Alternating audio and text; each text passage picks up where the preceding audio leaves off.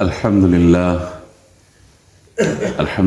رب العالمين والصلاة والسلام على سيد الأنبياء والمرسلين وعلى كل ملائكتك المقربين وعلى عباد الله الصالحين أما بعد فأعوذ بالله من الشيطان اللعين الرجيم المردود بسم الله الرحمن الرحيم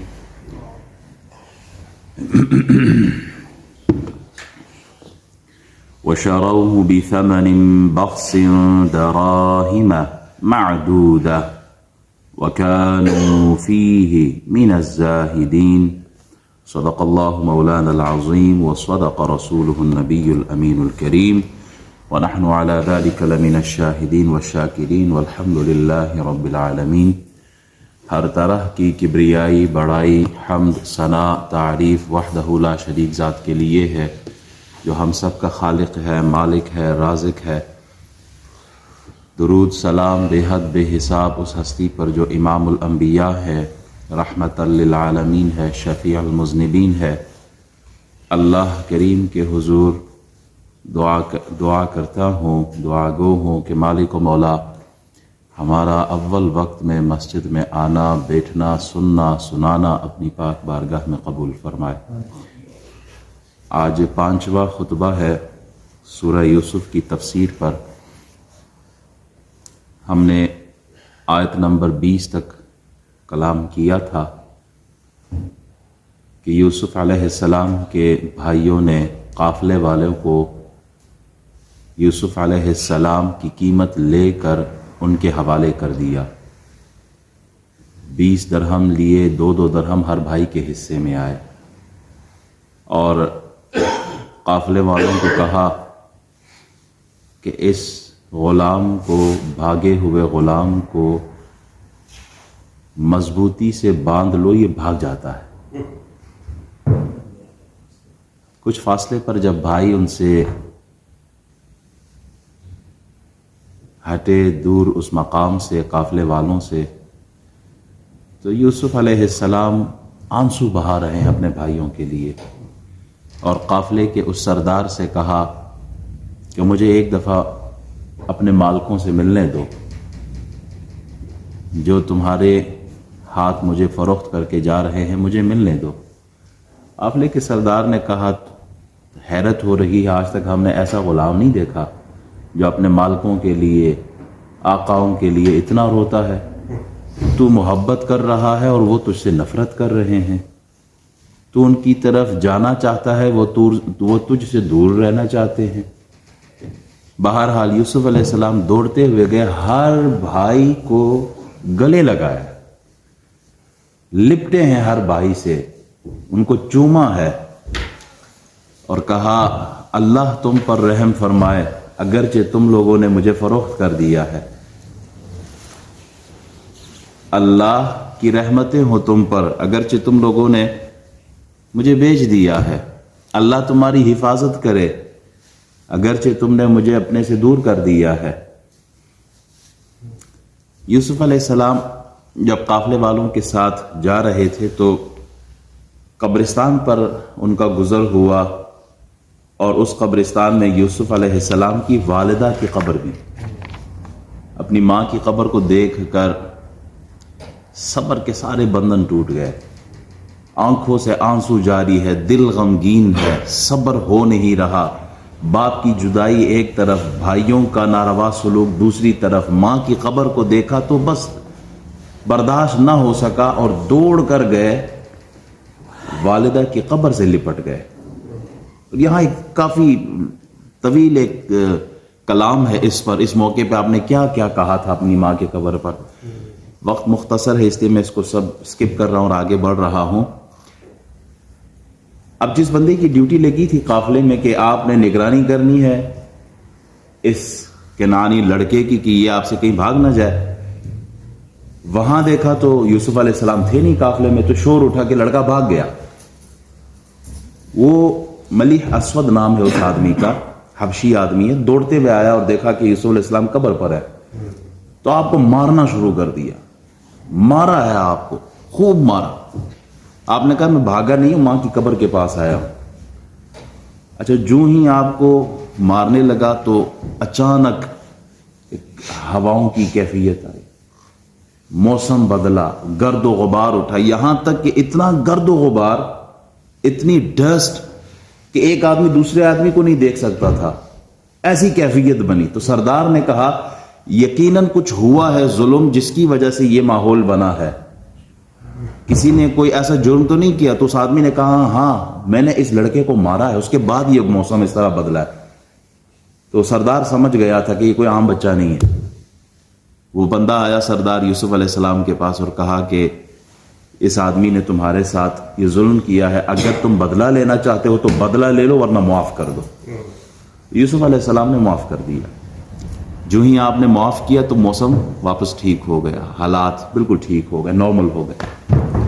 اس کے بعد وقال الذي اشتراه من مصر لامرأته اکرمی مثواه عسى ان ينفعنا او نتخذه ولدا وكذلك مكنا ليوسف في الارض ولنعلمه من تأويل الاحاديث والله غالب على امره ولكن اکثر الناس لا يعلمون۔ اور مصر کے جس شخص نے یوسف علیہ السلام کو خریدا، اس نے اپنی بیوی زلیخا سے کہا اس کو عزت احترام سے ٹھہراؤ، شاید یہ ہمیں فائدہ پہنچائے یا ہم اسے بیٹا بنا لیں۔ عسى ان ينفعنا او نتخذه ولدا۔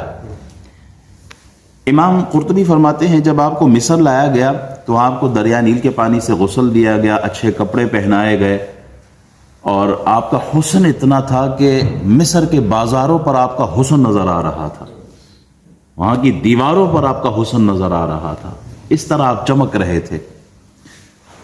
اب یوسف علیہ السلام کو چونکہ وہ لے کے آئے تھے، یہی مقصد تھا کہ آپ کو بیچیں گے، مال کمائیں گے، کیونکہ وہ جو بزنس جو قافلے والے تھے ان کا ذہن تو بزنس والا تھا، انہوں نے کہا بیچیں گے۔ اب یوسف علیہ السلام کی بولی لگائی، اب بولی جو بھی یوسف علیہ السلام کو دیکھتا وہ بڑی بولی لگاتا تاکہ میں لے لوں، یہاں تک کہ بولی بڑھتی گئی بڑھتی گئی بڑھتی گئی، اب عام آدمی کی دسترس سے بھی باہر۔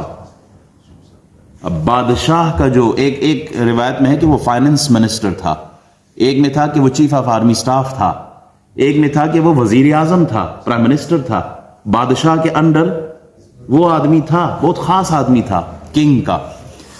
تو اس نے یوسف علیہ السلام کو خریدا کیا دے کر؟ یوسف علیہ السلام کے وزن کے برابر سونا دے کر، چاندی دے کر، ریشم دے کر اور مشک دے کر، کستوری دے کر، یہ وزن کیا اور اس وزن کے برابر آپ کو خریدا گیا۔ یعنی آپ کی اتنی، اب ہیرے کی پہچان جوہری کو ہو سکتی ہے، زر جیولری دیکھ سکتا ہے کہ اس کی ویلیو کیا ہے، یہ اصل ہے، نقل ہے، اس کی اہمیت کیا ہے۔ اب وہ عزیز مصر، وہ منسٹر جو تھا، وہ اپنی بیوی کو کہتا ہے، جس کا نام کتابوں میں زلیخا کہا گیا، کہ اس بچے کو عام غلاموں کی طرح ٹریٹ نہیں کرنا ہے، اس کا لباس، خوراک، اس کا رہائش کا انتظام سب اعلیٰ ہونا چاہیے، بہترین ہونا چاہیے، اس سے ہمیں بڑا فائدہ ملے گا، یا تو ہم اس کو اپنا بیٹا بنا لیں گے۔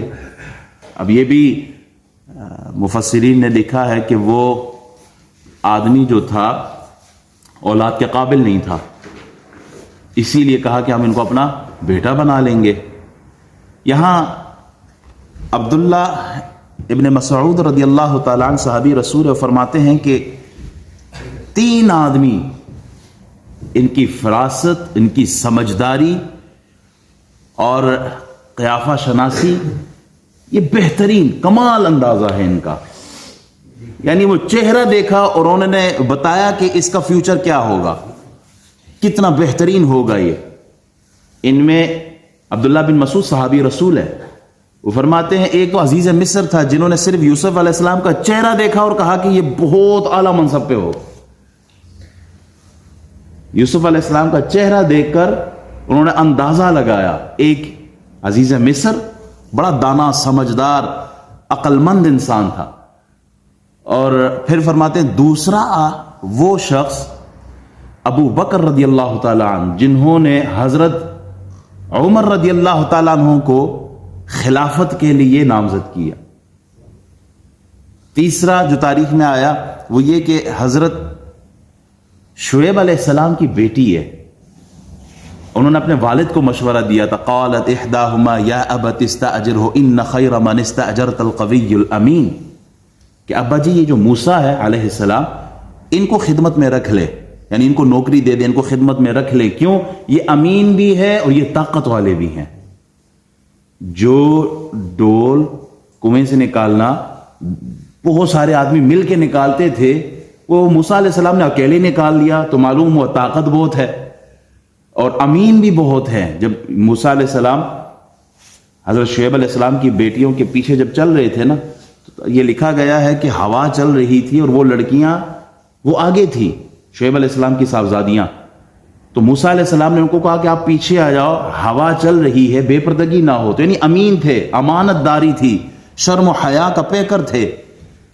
تو وہ حضرت صفورہ ان کا نام تھا، وہ اپنے والد سے کہتی ہیں کہ موسیٰ علیہ السلام کو رکھ لے. اندازہ، کمال اندازہ انہوں نے لگایا کہ یہ تو امین بھی ہے اور طاقت والے بھی ہیں.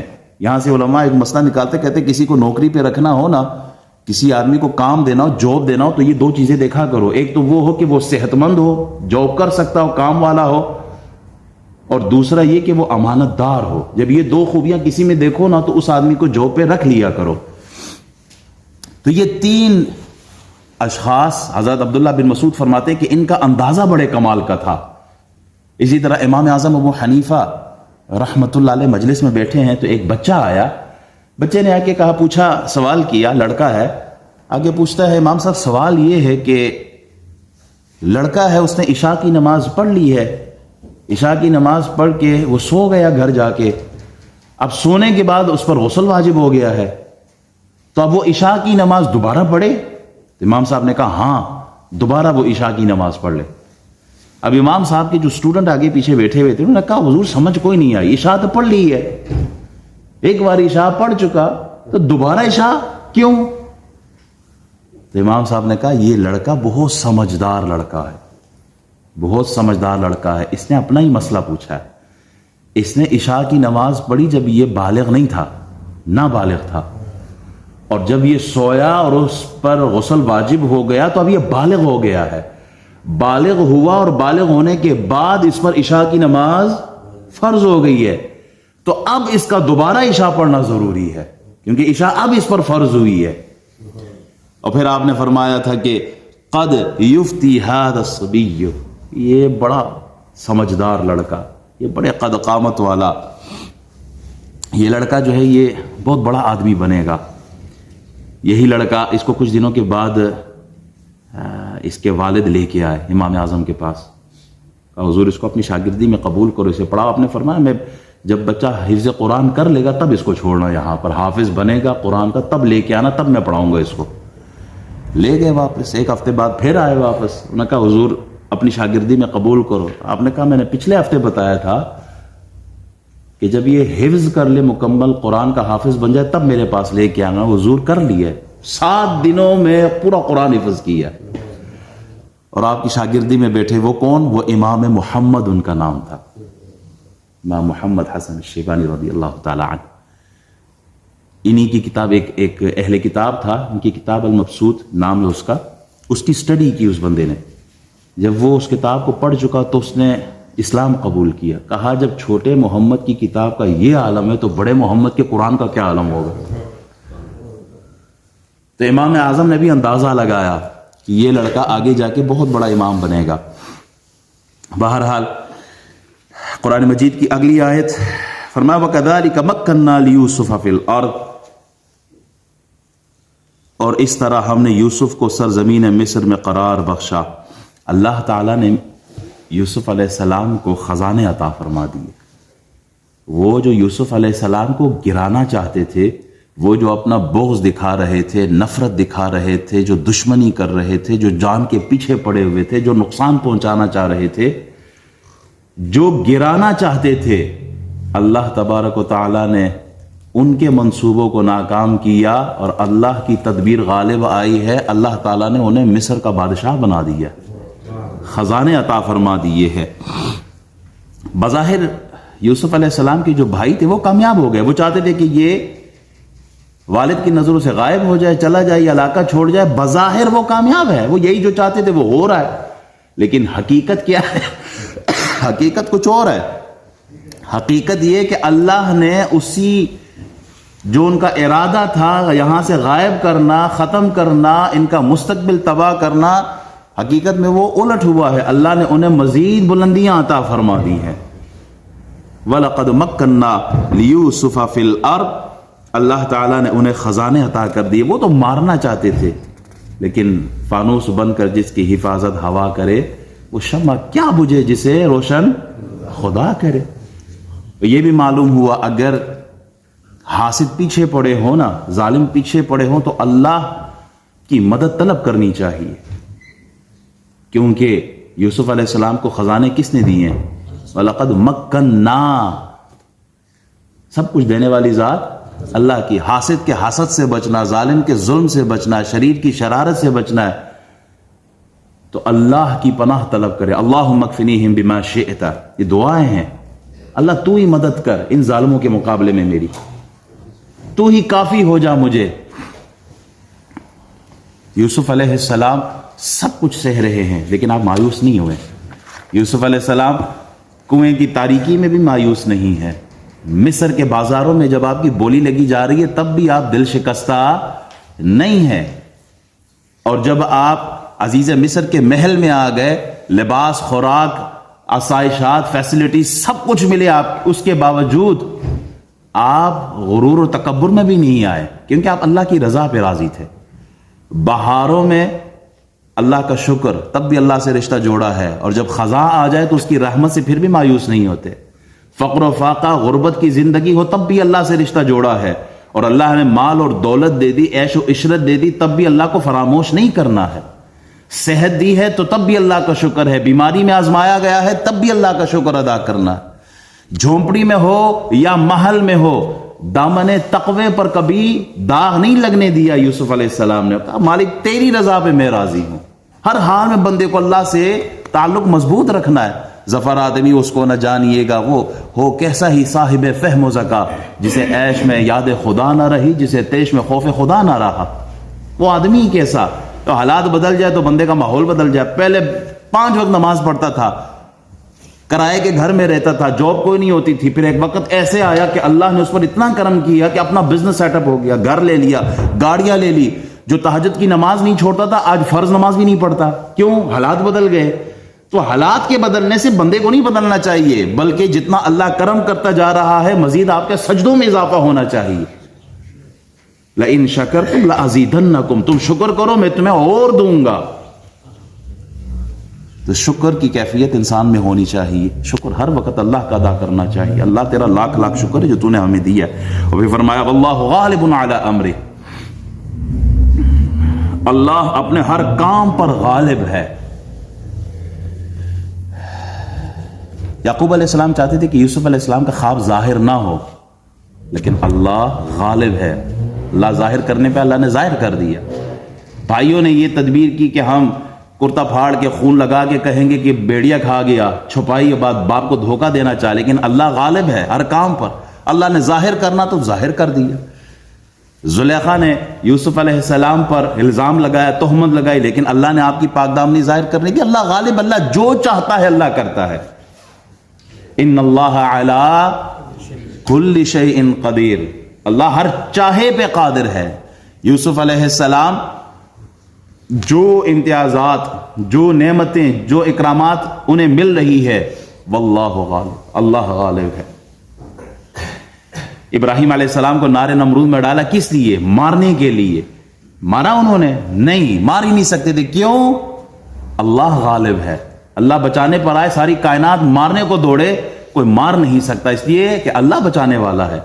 اور ساری کائنات بچانے پر آ جائے، اللہ مارنے والا ہو، تو فرعون کو کوئی بچا بھی نہیں سکتا ہے. پھر میرا رب بچانے پر آئے تو یونس علیہ السلام کو مچھلی کے پیٹ میں بھی بچا لیتا ہے.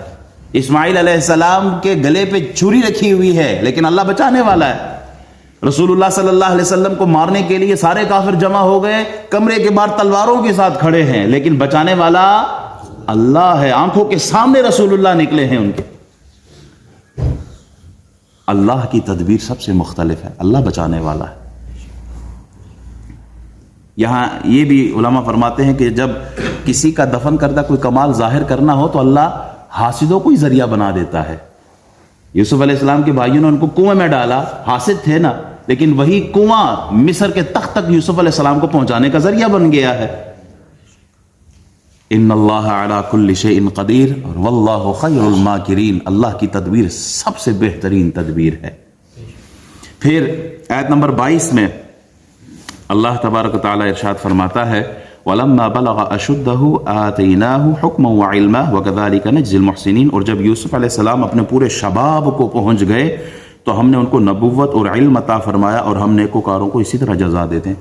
بعض ابا فرماتے ہیں کہ ان کی عمر 18 سال تھی، بعض نے کہا 20 تھی، بعض نے کہا 30 تھی، بعض نے کہا 40. مختلف اقوال ملتے ہیں آپ کے عمر کے حوالے سے.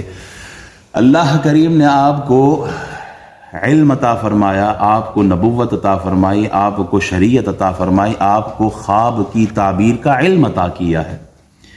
پھر وراودته التي هو في بيتها عن نفسه وغلقت الابواب وقالت هيت لك قال معاذ الله انه ربي احسن مثواي انه لا يفلح الظالمون. اور یوسف علیہ السلام جس عورت کے گھر میں تھے اس نے آپ کو اپنی طرف راغب کیا اور دروازے بند کر کے کہا جلدی آؤ. یوسف نے کہا اللہ کی پناہ، بے شک میرے رب نے مجھے باعزت مقام بخشا ہے، بے شک ظالم فلاح نہیں پاتے. احباب، یوسف علیہ السلام جس گھر میں تھے نا، یوسف علیہ السلام عزیز مصر بازار سے خرید کے لے کے آئے اور اپنے گھر میں رکھا، عزت دی، مقام دیا. آپ پر ایک سے بڑھ کر ایک امتحان اور آزمائش آتی رہی. آپ کا حسن و جمال اللہ نے اتنا دیا تھا کہ اس کا کوئی جواب نہیں تھا. جس گھر میں تھے اس گھر کی عورت کی نظر آپ پر تھی اور مختلف ہیلے بہانے سے وہ گناہ کی دعوت دیتی رہی. لیکن یوسف علیہ السلام میں ابراہیم علیہ السلام کا خون تھا. ابراہیم علیہ السلام آپ کے پردادا ہیں. حضرت یعقوب علیہ السلام آپ کے والد ہیں یوسف علیہ السلام کے. یعقوب علیہ السلام کے والد کون ہیں؟ اسحاق علیہ السلام. اسحاق علیہ السلام کے والد کون ہیں؟ ابراہیم علیہ السلام. تو جن کی رگوں میں خون ابراہیم علیہ السلام کا، ان کے پڑپوتے ہیں، گناہ کی طرف نظر اٹھا کے بھی نہیں دیکھا. ایک وقت آیا کہ یوسف علیہ السلام کو ایسی دعوت دی کہ کمرے تھے، کمروں پر روایات میں آتا ہے کہ 7 کمروں کے اندر، کوٹھڑی کے اندر آپ کو بلایا. وہ جس دروازے سے جاتی دروازہ لاک کرتی جاتی. اندر ایک ایسا کمرہ سجایا ہوا تھا کہ حسن اس پہ بھی ختم تھا، اور وہاں دعوت دی کہ آئیں گناہ کی طرف. یوسف علیہ السلام، اللہ اکبر، آپ پر شباب بھی ہے، غیر شادی شدہ بھی ہے، آپ کا حسن و جمال بھی ہے، کوئی قانون کا خوف بھی کوئی نہیں ہے کیونکہ قانون تو ہے ہی اس گھر کا، کوئی بدنامی کا ڈر بھی نہیں ہے اس لیے کہ 7 دروازوں کے اندر بند ہے اور حسن بلا رہا ہے اپنی طرف. لیکن آپ نے اللہ کی رضا کی خاطر آپ نے قدم نہیں اٹھایا، آپ گناہ کی طرف نہیں گئے. زلیخا نے، روایت میں یہ بھی آتا ہے کہ وہ ایک چادر اٹھائی اور ایک بت پہ ڈال دی. تو یوسف علیہ السلام نے پوچھا یہ کیا کیا ہے؟ کہا اسی کی تو میں پوجا کرتی ہوں، مجھے شرم آتی ہے کہ یہ مجھے دیکھ رہا. کہا وہ جو دیکھ ہی نہیں سکتا اس سے اتنی حیا، تو جو دیکھ رہا ہے، جو پردوں کے پیچھے بھی دیکھتا ہے، جو دل کا حال بھی جانتا ہے، جو رات کی تاریکی میں بھی ایسے ہی دیکھتا ہے جیسے دن کے اجالے میں دیکھتا ہے، اس رب سے شرم نہ کریں. اب وہ بار بار کوشش کر رہی ہے کہ کسی طریقے سے آپ کو بہلایا جائے. کہتے ہیں یوسف آپ کے بال بڑے حسین ہیں، بہت خوبصورت بال ہے. کہا موت کے بعد سب سے پہلے جسم سے جو چیز چھوٹتی ہے وہ بال ہی ہوتے ہیں. کہا آپ کی آنکھیں بڑی حسین ہیں. کہا موت کے بعد جو سب سے پہلی چیز بہے گی بدن سے وہ یہی آنکھیں جو بہہ جائیں گی. کہا چہرہ بڑا حسین ہے. کہا یہ چہرہ ہی تو بدن، یہ جو بدن ہے یہ مٹی میں مل جاتا ہے. آپ کوشش کر رہے ہیں آخرت کی طرف اس کا ذہن بنانے کے لیے کہ اللہ سے ڈرو، اللہ سے ڈرو، آخرت کی طرف، قبر کی طرف. موت بھی آنی ہے لیکن اس عورت کی کوشش پوری تھی کہ وہ گناہ کی طرف لے کے جائے آپ کو. وَلَقَدْ هَمَّتْ بِهِ وَهَمَّ بِهَا لَوْلَا أَن رَأَىٰ بُرْهَانَ رَبِّهِ كَذَٰلِكَ لِنَصْرِفَ عَنْهُ السُّوءَ وَالْفَحْشَاءَ إِنَّهُ مِنْ عِبَادِنَا الْمُخْلَصِينَ۔ اور بے شک زلیخا نے تو یوسف کا ارادہ کر ہی لیا تھا، یوسف بھی اس کا ارادہ کرتے اگر انہوں نے اپنے رب کی روشن دلیل کو نہ دیکھا ہوتا۔ یہاں دلیل کیا ہے؟ بعض احباب نے کہا نبوت ہے۔ امام جعفر صادق فرماتے ہیں وہ نبوت ہے، اللہ نے نبوت آپ کو عطا فرما دی ہے، اس نبوت کی وجہ سے آپ بچے، کیونکہ نبی اعلان نبوت سے پہلے بھی معصوم ہوتا ہے اور اعلان نبوت کے بعد بھی معصوم ہوتا ہے، وہاں ان سے گناہ نہیں ہوتا۔ آپ کو اللہ نے علم عطا کیا تھا۔ ایک روایت میں یہ ہے کہ آپ جس کمرے میں زلیخا نے آپ کو گناہ کی دعوت دی، وہاں حضرت یعقوب علیہ السلام کا جسم اطہر سامنے تھا اور انہوں نے آپ کے سینے پہ ضرب لگائی کہ بیٹا یہ گناہ کا کام ہے۔ اور ایک روایت میں یہ کہ آپ دانتوں کے درمیان آپ نے اپنی انگلی رکھی، اشارہ کیا کہ یہ گناہ کا کام ہے۔ یہاں سے معلوم ہوا اللہ کے جو نیک بندے ہوتے ہیں وہ مدد کو پہنچتے بھی ہیں، وہ مدد کرتے بھی ہیں۔ گناہ سے روکا آپ علیہ السلام، حضرت یوسف علیہ السلام گناہ کی طرف، ہمارا تو یہ ایمان ہے انبیاء معصوم ہے، گناہ نہیں کرتے، تصور بھی نہیں کرتے۔ ایک عام آدمی کی مثال اس کو سمجھانے کے لیے، سخت پیاس لگی ہو، روزہ رکھا ہوا ہے، رمضان کا مہینہ، پانی سامنے پڑا ہے، مومن آدمی چاہتا ہے کہ میں پانی پیوں لیکن تصور بھی نہیں کر سکتا کہ وہ پی لے گا۔ کیوں؟ اللہ دیکھ رہا ہے، اللہ کا حکم ہے۔ یوسف علیہ السلام کے لیے یہی کہا گیا کہ گناہ کی طرف بلایا، تصور بھی نہیں ہو سکتا کہ وہ گناہ کرے۔ انشاءاللہ جو اگلا حصہ ہے آیت کا ہم اگلے جمعے بیان کریں گے۔ اللہ تعالی ہمیں قرآن سمجھنے کی توفیق عطا فرمائے۔